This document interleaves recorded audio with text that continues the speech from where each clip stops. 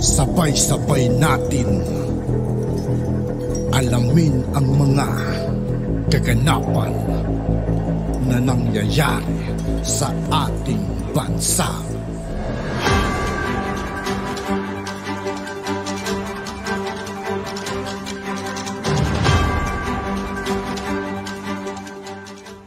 Yo, what's up mga kaibigan? This is I2K po again. Ngayon nandito ulit tayo sa channel ni Pinas News Insider. Dito ulit tayo magbibigay ng komento at reaksyon, kaya samahan nyo ako guys. Let's go! Ito ang balita ngayon. Trending at viral ngayon sa social media. Isang napakagandang balita.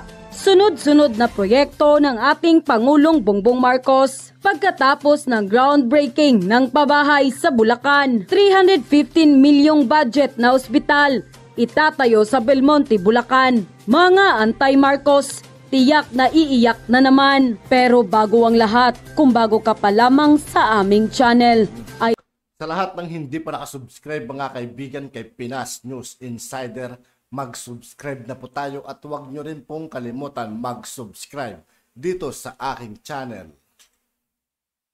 please huwag kalimutang i-like ang video at mag-subscribe at i-click ang notification bell para mas maging updated pa kayo lalo sa lahat pa ng bagong video na i-upload namin. At ito na nga mga kababayan, Pangulong Bongbong Marcos hindi na nga nagpatumpik-tumpik pa. Pagkatapos ng groundbreaking ng pabahay sa Bulacan, 315 milyong budget na ospital sa Bulacan, sisimulan na.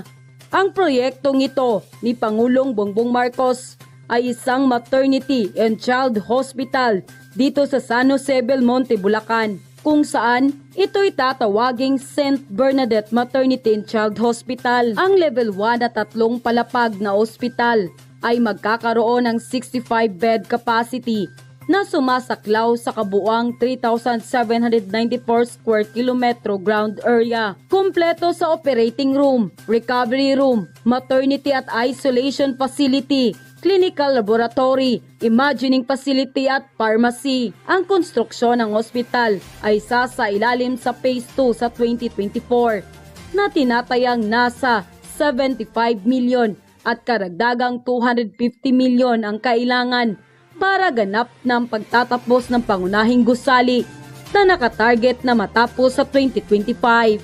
At noon ngang April 19, 2023, ay opisyal nang sisimulan ang pagpapatayo ng ospital na pinangunahan ni Pangulong Bongbong Marcos. Sa groundbreaking ng St. Bernadette Mother and Child Hospital ay sinabi ng mahal na Pangulo, ito po ay isang patunay sa dedikasyon ng ating pamahalaan na pangalagaan ang karapatan ng lahat, lalo na ang kababaihan at ang ating kabataan, sa pamamagitan ng sapat at abot-kayang serbisyong pangkalusugan.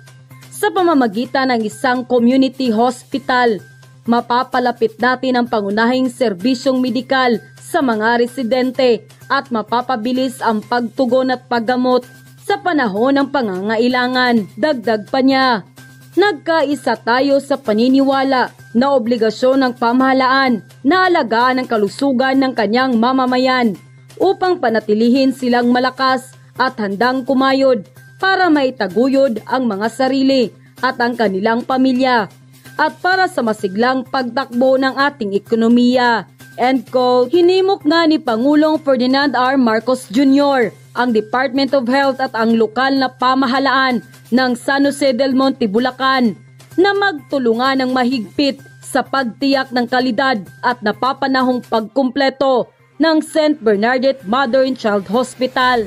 Ang proyektong ito ay isang patunay na ang Pangulong Bongbong Marcos ay may tunay na malasakit sa bawat pamilyang Pilipino.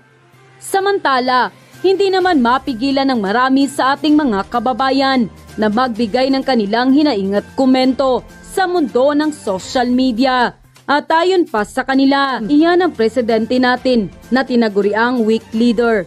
Ang mga pinaggagawa niya ngayon ay sampal sa taong nagsabing weak leader siya. Dahil kitang-kita natin ang mga pinaggagawa, continuous pabahay program, build better more infrastructures program, Continuous Drug Information Campaign Program, Philippine Healthcare Program, upgrade of educational system of our country, continuous enhancement of military equipments, and many more. Ito ang tunay na presidente, may malasakit sa bawat Pilipino. Gaya siya ng kanyang ama, na ang hangarin maganda ang pamumuhay ng bawat pamilyang Pilipino. Mabuhay ka, PBBM! Kung katulad lang sana kay Pangulong Bongbong Marcos ang mga nakaraang president, matagal na tayong tinitingala ng ibang bansa, meaning maunlad na tayo.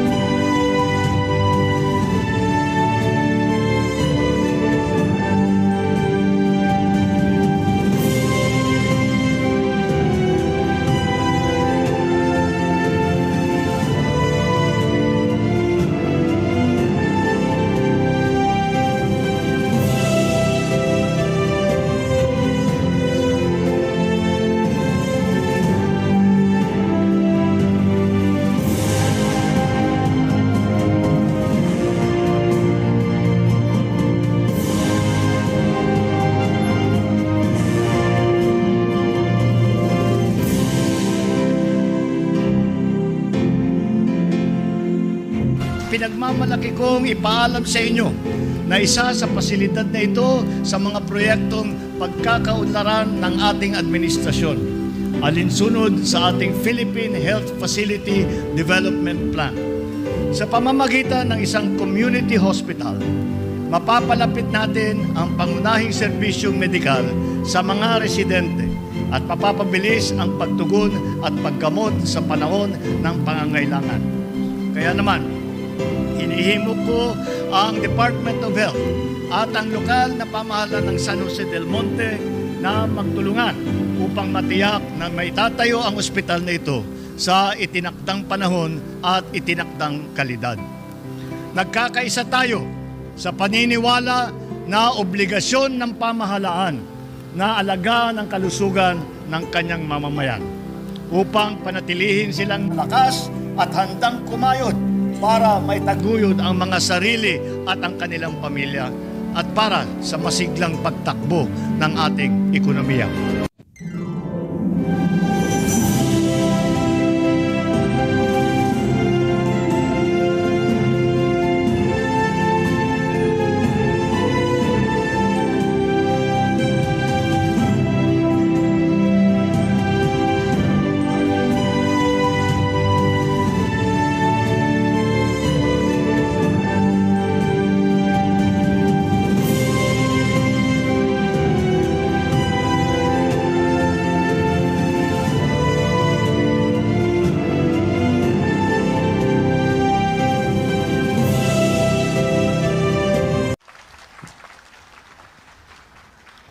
Magandang umaga po sa ating lahat. Kanina po hindi ako nagsalita ng matagal doon sa ating convention center, sa ating pagpapakilala sa ating mahal na Pangulo. Pero ngayon, bibigyan ko po ng daan ang aking pagpapasalamat sa Kanya at higit sa lahat kung paano nga ba nagsimula ang St. Bernadette Children's and Maternity Hospital na ngayon po ay tinawag po ng DOH na Mother and Child. Kung inyong tatandaan, si Ate Kong Rida po ang birthday ko po ay June 27, ina ng laging saklolo. So yon, mother and child, kung saan nakayakap sa lahat ng pangangailangan ng isang ina at ng isang anak. Ngayong araw na ito, malugod ko pong pinahahayag sa inyong lahat ang pagpapasalamat ni Ate Kong Rida sa ating kasama, higit sa lahat sa ating Pangulong Bongbong Marcos na nagbigay daan sa pangarap ng mga taga-barangay Gaya-Gaya at Karatig Barangay. Mga kababayan, Ginoo, Binibini at higit sa lahat, pamilyang Sanuseño. Malugod ko pong ipinakikilala. Sabi niya kanina, pangalawa lang po siya sa pogi na Pangulo, higit sa lahat sa kanyang ama, Ferdinand Marcos Sr. Ngayon ay Junior, meron pa tayong kasama yung Congressman Sandro na pogi din. Siyempre, bawal lang. Sabi ko po, Mr. President, Pangulo, sa lungsod ng San Jose del Monte, mahirap man ang buhay, dapat pogi ka at maganda. Yan ang number 1 criteria. Maganda sa puso, maganda sa kaluluwa at higit sa lahat, maganda sa pananaw ng buhay.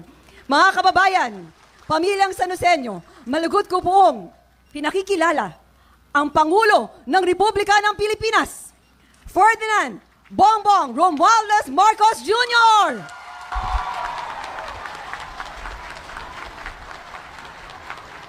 Maraming salamat sa inyong pagpakilala. Ang ating butihing congresswoman ng Lone District Representative ng San Jose del Monte, Congressman Rida Robes. Maraming salamat at alam niyo po, siya ay isa sa pinakamasigasig na nakikita po natin sa ating House of Representatives. At hindi yun po galing sa yung report na yan, hindi po galing sa akin. Yan po ang report na galing dun sa kanyang classmate na sinama ko na si Congressman Sandro Marcos na nandiyan. At yun na nga mga kababayan, ano na ang masasabi mo? At yun nga po mga kaibigan, dito po nagtatapos ang ating reaction video. Muli ako po si I2K ng Sundalo ng Dunggalo. Maraming salamat sa patuloy na pagsuporta. Yeah, peace out!